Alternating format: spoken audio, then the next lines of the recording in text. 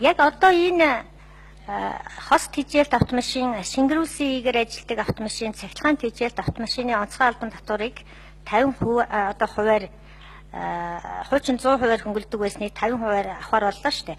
Яг зөвхөн энэ бүлгээсээ татварт хэдэн төгрөгийн орлого олно гэсэн тооцоо хийсэн бэ? За. Чайлсрын сайд хариулъя. Би валютын сан ерөнхийдөө татварынхаа бааз суурийг нэмэх тэрний төлөө тодорхой төрлийн татваруудыг нэмэл гэж хэлсэн болохоос яг плюс машины татварыг нэмээ гэж зөвлөгөө өгсөн гэж бол бодохгүй байна л да. За чайлсрын сайд хариулъя. Энэ төрийн нарийн бичгийн дарга нямаа гэх хүн бол ирэх ёстой. Төсвийн хилцүүлгийн явцад мэдэхгүй байж тэр төсвийг яаж ажил хэрэг болгох юм ер нь. Төрийн нарийн бичгийн дарга болсноос хойш ингэ төсвөөс зугатаагаад идэх. Их хурлаас зугатаах юм хийцсэн юм тэр хүн. Чайлсрын сайд та өөр хариул. Хичнээн төгрөгийн өөрчлөлтөөр орж ирэх.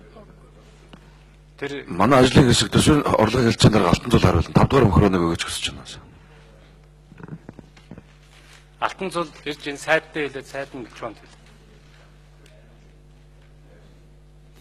Тэр төрийн нарийн бичгийн даргыг энэ хуралд суулгадаг бол удаа дараа шаардж байгаа бай.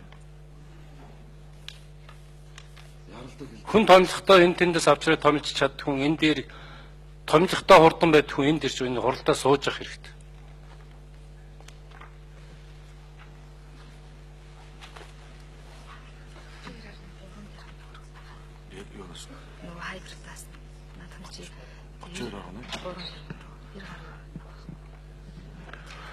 Яг энэ татврын өөрчлөлтөөр 32.3 тэрбум төгрөгийг төсөвт цуглуулахар тооцсон байна.